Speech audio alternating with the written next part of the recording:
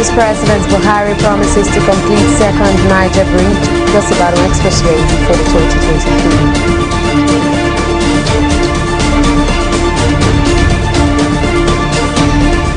WHO experts recommend extra COVID-19 jab for persons with weakened immune system.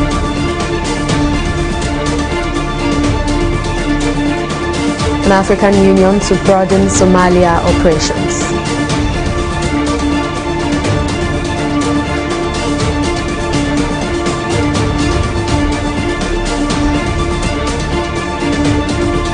To news now. President Muhammadu Buhari has declared open a 2-day mid-term ministerial performance review retreat to assess progress made towards the achievement of his administration's key priorities in the past 2 years.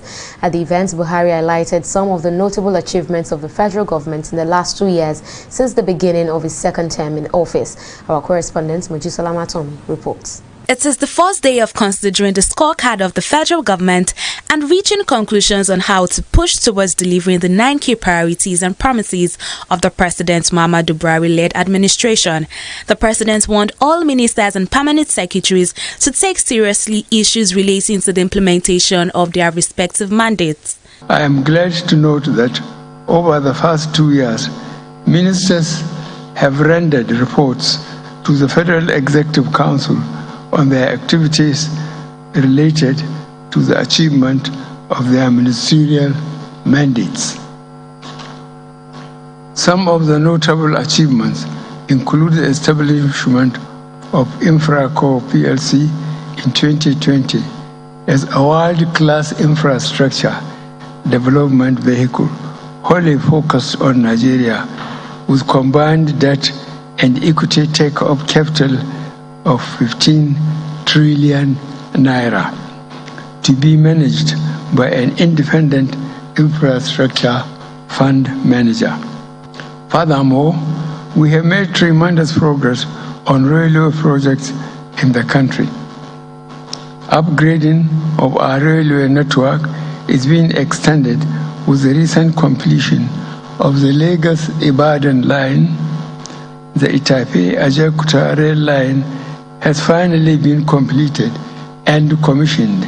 On his part, Vice President Yemi Osinbajo tasked the Central Bank of Nigeria to rework its foreign exchange management strategy. Our 500 billion, which was budgeted for and which we took from special accounts, was essentially the major part of the 2.3 trillion program, the major part of it. Of course, CBN interventions also were very helpful, but I want to just point out that the 1.2 trillion, which is supposed to be structured loans, were still very far behind. And that's a significant part of the plan. In the area of vaccine production, President of the African Development Bank, Akinwumi Adesina, says the AFDB will continue to make investments in the production of vaccines for the continent. Due to COVID-19, Nigeria's economic growth, as we just listened to, actually declined to minus 1.8% in 2020. This mirrors the pattern across Africa, as the continent posted a negative 2.1% growth rate in GDP, the worst in 2 decades. The African Development Bank responded rapidly in supporting African countries. We launched a $10 billion crisis response facility to support countries. During the ministerial retreat, President Muhammadu Buhari also unveiled a digital performance management system which is expected to help track government projects across the country in real time. Mojisola Matomi, TV360, Abuja. It is the first day of considering the scorecard of the federal government and reaching conclusions on how to push towards delivering the 9 key priorities and promises of the President Muhammadu Buhari-led administration. The President warned all ministers and permanent secretaries to take seriously issues relating to the implementation of their respective mandates. I am glad to note that over the past 2 years, ministers have rendered reports to the Federal Executive Council on their activities related to the achievement of their ministerial mandates. Some of the notable achievements include the establishment of Infraco PLC in 2020 as a world-class infrastructure development vehicle wholly focused on Nigeria with combined debt and equity take-up capital of 15 trillion naira to be managed by an independent infrastructure fund manager. Furthermore, we have made tremendous progress on railway projects in the country. Upgrading of our railway network is being extended with the recent completion of the Lagos-Ibadan line. The Itape-Ajakuta rail line has finally been completed and commissioned. On his part, Vice President Yemi Osinbajo tasked the Central Bank of Nigeria to rework its foreign exchange management strategy. Our 500 billion, which was budgeted for and which we took from special accounts, was essentially the major part of the 2.3 trillion program, the major part of it. Of course, CBN interventions also were very helpful, but I want to just point out that the 1.2 trillion, which is supposed to be structured loans, were still very far behind, and that's a significant part of the plan.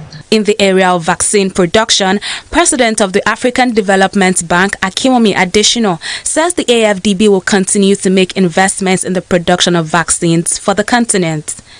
Due to COVID-19, Nigeria's economic growth, as we just listened to, actually declined to minus 1.8% in 2020. This mirrors the pattern across Africa, as the continent posted a negative 2.1% growth rate in GDP, the worst in 2 decades. The African Development Bank responded rapidly in supporting African countries.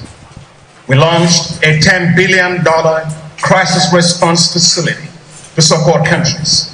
During the ministerial retreat, President Muhammadu Buhari also unveiled the digital performance management system, which is expected to help track government projects across the country in real time. Mojisola Matomi, TV360, Abuja. Speaker of the House of Representatives Femi Gbajabiamila has charged the media covering legislative activities to develop themselves professionally by opening up their minds to new ideas. The call was made at a capacity building workshop for the press corps of the House of Representatives in Abuja, and our correspondent Aniete Patrick has more. Oftentimes, the legislature and the media clash over issues such as misrepresentations of statements made during plenary, which has prompted the need for this capacity building to aid a cordial relationship. Speaker of the House, represented by the Deputy Chief Whip, Nkiruka Onyejocha, assured that the 9th Assembly will continue to do its best to empower journalists to further strengthen Nigerians' democracy.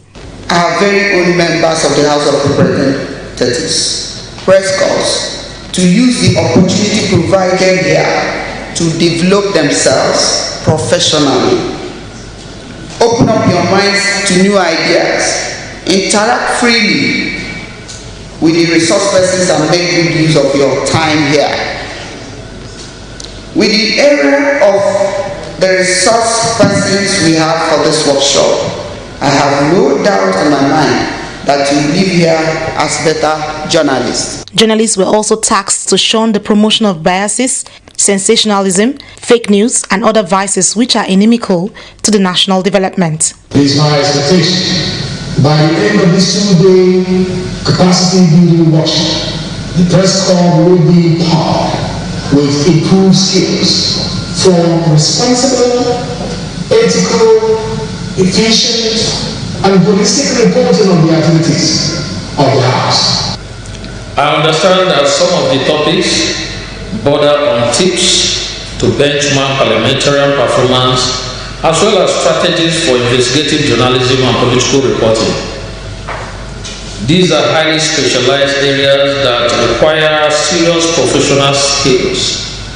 I am assured by the assemblage of experts within and outside the industry, the workshop will eventually yield the expected dividend. Again, journalists were reminded of the trust reposed in them by the general public and why it becomes necessary to report on Parliament's activities with all seriousness. Practitioners, particularly those called for National Assembly, should partner Parliament to promote, expand, and sustain democratic practice in the country. You are ascribing high responsibility and therefore should always endeavor to ascertain whether you have fed the public with what is in the national interest. The leadership of the 9th House hopes this workshop will equip journalists with the necessary proficiency to report the intricate processes, procedures and practices of the legislature. Anita Patrick from the National Assembly reporting for TV360 Nigeria. Into political matters now, the All Progressives Congress APC says it will approach the 2023 general elections with a united front. National Chairman of the APC Caretaker Committee and Governor of Yobe State, Mai Mala Buni, said this at the inauguration of the National Reconciliation Committee at the party secretariat in Abuja. Buni said it has become important to set up a committee that will address issues arising from the congresses of the party, as the new committee chaired by former Governor of Nasarawa State, Abdullahi Adamu, promised to carry out their assignment without fear or favor. The task before this committee is very important and crucial. The committee is to reconcile, harmonize, integrate, and unite members of the party. It is also expected to resolve real and seeming differences and to cement all cracks for us to approach the National Convention with a united front. The terms of reference of the committee are as follows. 1. To conduct appropriate engagement between identified groups in each state where there are disputes, with a view to bringing about genuine reconciliation and establishing lasting peace and unity in the party. 2. To consult with party leaders and concerned members as the committee deems necessary, with a view to achieving peace therein. We will do the best our circumstances will permit us to ensure that the confidence reposed in us by this caretaker committee is not let down. We will not, by the grace of God, let this party down. To commemorate this year's International Day of the Girl Child, non-governmental organization Hazy Health Initiative has organized a debate competition for girls in secondary schools across Lagos on the role of the government and society in achieving gender equality. At the competition, girls from various schools showcased their public speaking talents, after which 3 girls eventually emerged winners and were awarded accordingly. Program officer of the group, Chioma Osakwe, explains that the aim of the event is to amplify the voice of the girl child in the society, as well as promote girl-child empowerment and the fulfillment of their human rights. We at Hazy Health Initiative, it's a priority to us to always amplify the voices of the girl child, and so we are celebrating this day, marking this day, bringing together girls from different schools across Nigeria, taking them through and building their capacity on health related issues, as well as leadership, building their leadership skills as well. Most times girls are told that they can't be more, they are not fit to be leaders, they can't rule, they are not fit to be directors or managers, but that's a lie. So today they'll be seeing face to face women that are leading organizations, women that are leading in their various sectors and are doing it excellently well. So this is one of the reasons why we're doing this. So they'll be mentored by women around across various fields and sectors. My view on gender equality is a state where both females and males have equal opportunities and equal responsibilities, no matter are not minding their age, their ethnic background or their social background. So I just wrote the essay with the intention of changing the narrative of gender inequality. Most people place the male gender above the female gender, and most men see themselves as chauvinists who place themselves higher than women in the society, and this should be corrected, because for a sustainable development in Nigeria, both genders have specific roles to play in attaining that development. If we empower the women politically, it will give them the ability to claim their rights, be able to fight for themselves and take up political roles in the government, which allows for the furtherance of democracy in Nigeria. All right, joining us now on the news to discuss more on the International Day of the Girl Child is Jolade Olatubosun, the Program Officer of Hazy Health Initiative. Thank you very much, Jolade, for joining us on News Now. Now, what will you say from your experience, with your organization and all of the events that you organize for secondary schools across Lagos? And what would you say is the biggest challenge confronting the girl child in Nigeria today? Thank you very much for having me here today. I'm so grateful. And to your question, I'll say the biggest challenge confronting the girl child in Nigeria today is a chance to quality education. We see all over the states, we see all over the country how the girl child have been deprived of quality education in our society. Some girls even think that, oh, if I can just get to a certain stage, maybe my primary education or maybe my secondary education, then I've gotten far in life. They don't have this vision of, having more than the primary background, more than the secondary background. They don't have the vision of going out there, becoming who they want to be, looking up to mentors, looking up to people in big positions. So this International Day of the Girl Child and the essay competition that we've kept together has encouraged and given these girls a brighter vision. Because looking at our career excursion that was done today, girls went to various organizations where female leaders in the organization had the opportunity to speak to the girls, and they were challenged not only in their academic careers but also in choosing professions that will make them have impact, not being sidelined by, oh, this is a male-dominated academic fair, or this is a male-dominated industry. The girls were challenged today, seeing women in leadership roles, seeing women being executives, CEOs, seeing women being political officers, seeing women being program officers, individuals, and also humanitarian agencies and so on. Yes. Advocating better focus on the girl child. Now, how far will you say we've gone in terms of actually investing in the girl child in Nigeria? Okay, thank you for that question.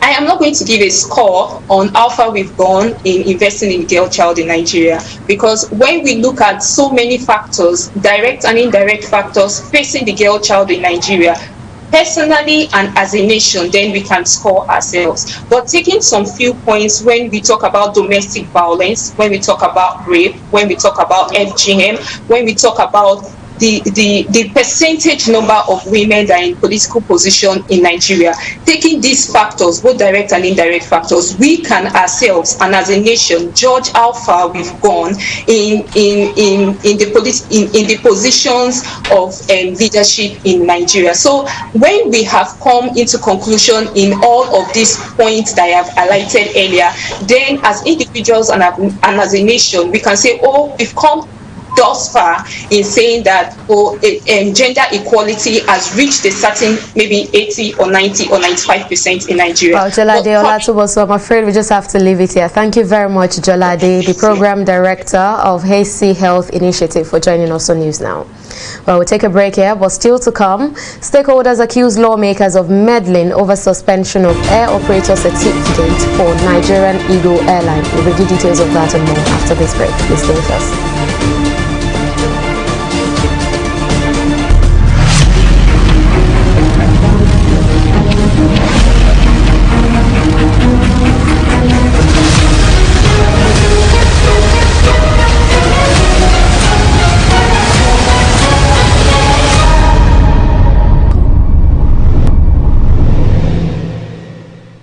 In the last 3 years, we have built a multi-purpose center, which is the envy of all in our constituency. And I can tell you that the people who are living there are already enjoying it.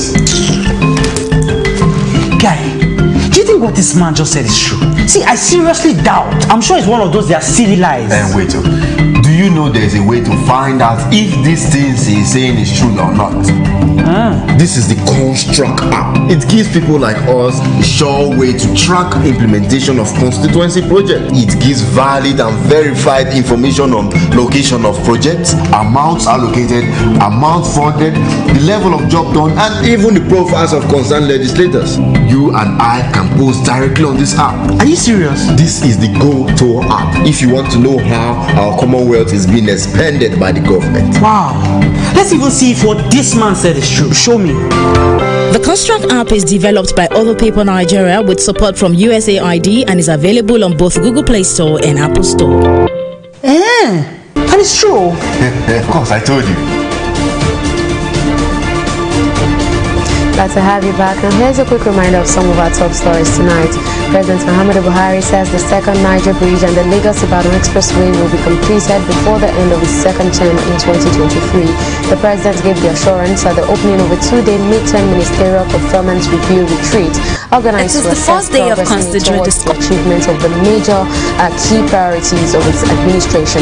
He also promised that all the key projects under the Presidential Infrastructure Development Fund will be completed in the same period. Park head of the federal government. All Progressives Congress APC says it will approach the 2023 general elections with a united front. National chairman of the party's caretaker committee and governor of Yobe State, Mai Malabuni, said this at the inauguration of the Abdullahi Adamu-led National Reconciliation Committee in Abuja, when he said it has become important to set up a committee that will address issues arising from the congresses of the APC. In case you missed any of our news bulletins or for more updates, do log on to our website on www.tv360nigeria.com.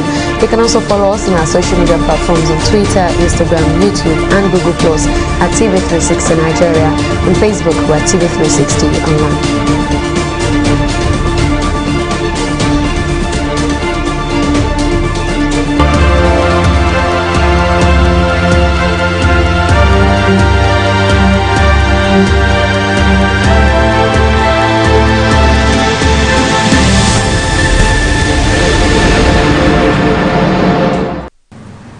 The World Health Organization has recommended that people with lower immunity due to other conditions be given an additional dose of COVID-19 vaccine.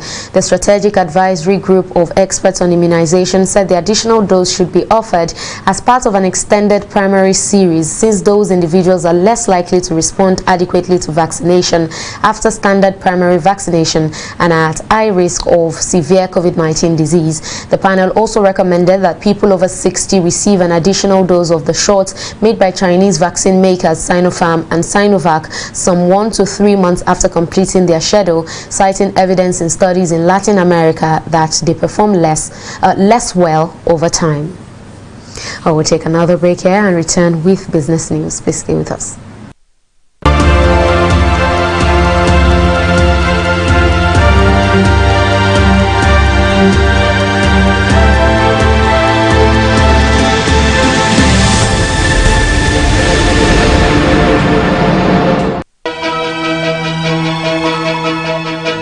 Opinions are free, facts are sacred, but truth is universal.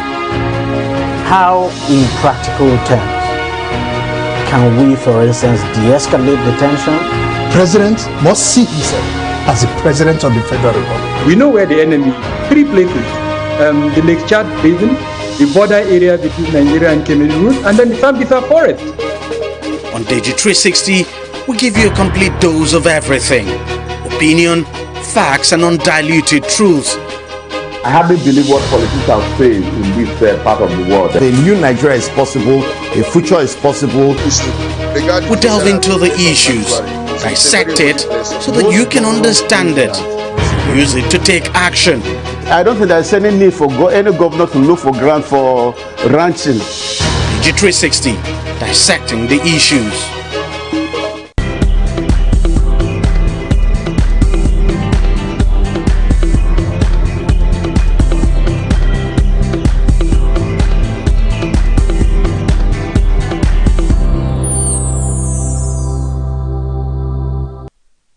Welcome back. I leave you now with Fola Shade Ogunride for the latest in the world of business. Shade?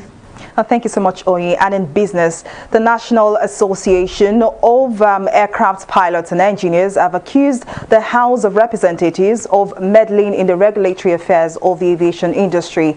At a press briefing in Lagos, the national president of the association, Galadima Abednego, said the situation where the legislature determines who gets the issuance of an air operating certificate is a clear violation of international civil aviation rules and the Civil Aviation Act of 2006. We have observed with keen interest the recent development in the industry where some people are attempting to undermine the autonomy of the Nigerian Civil Aviation Authority, NCAA, under the guise of ANAP and NUP through a purported petition to the National Assembly. Whereas we recognize the constitutional role of the legislature to oversight the agency and is well appreciated, but a situation where they dictate who the authority should give an AOC or not give, in our opinion, amount to gross political interference and is counterproductive. It falls short of global best practices. The contention on whether NCAA should give NG Eagle an AOC or not is very unnecessary and uncalled for. Therefore, we call on the Director General of the Nigerian Civil Authority to immediately conclude the process of issuing AOC to NG Eagle and grant same, because information available to us shows that they have met all the requirements as stipulated by the regulation.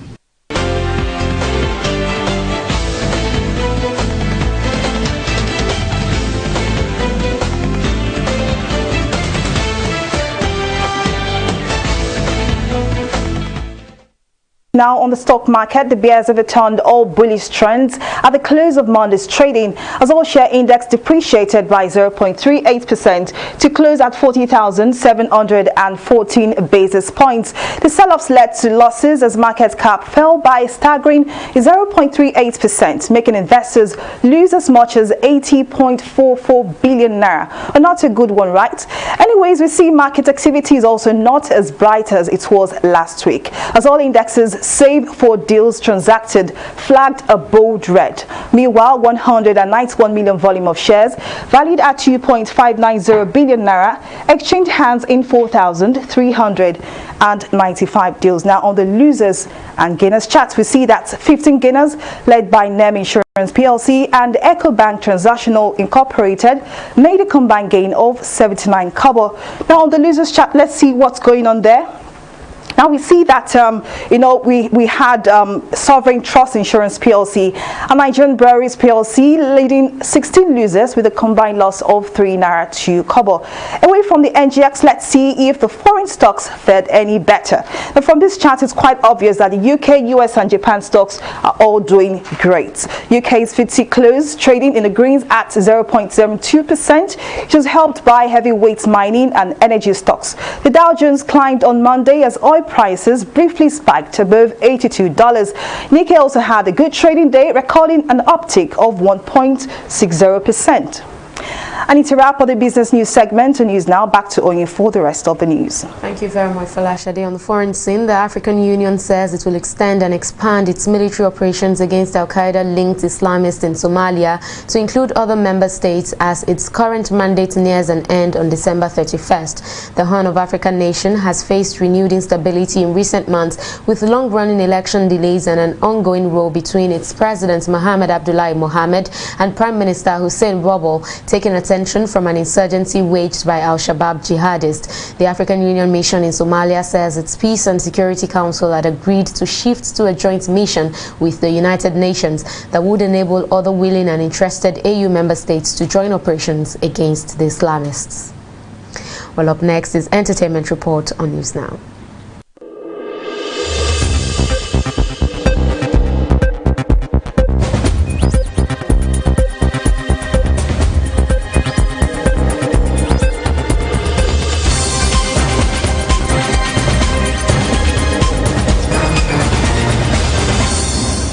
Afrobeat singer Adekunle Gold has announced that his 4th studio album is coming soon. AG Baby, as is mostly referred to on his official social media page, revealed that his album would soon be released. Alongside the big reveal, Adekunle Gold also thanks his fans as he concluded his international tour. The just concluded tour began in August, and the singer visited different cities in the United States during the period. Since Adekunle graced the music industry in 2014 with his 4th single, Sade, the Afrobeat singer has released 3 studio albums.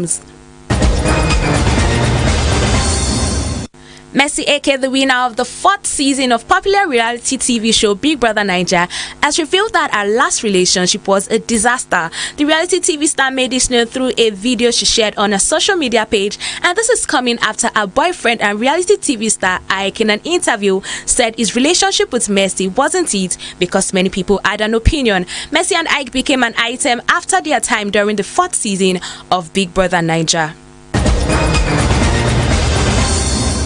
The movie April Showers is set to premiere in cinemas October 15th. April Showers stars Lilian Isoro, Kunle Remi, Benga Titiloye, Rachel Isaac, Ogaga Godwin, Anthony Monjaro, BB Naija Shania Eye finalist Pere, among others. The movie is a story of a rich and influential self-made entrepreneur who realized that at the age of 40 she has gotten everything she wanted in life except one thing. And that is all that we have for you in the entertainment segment of News Now.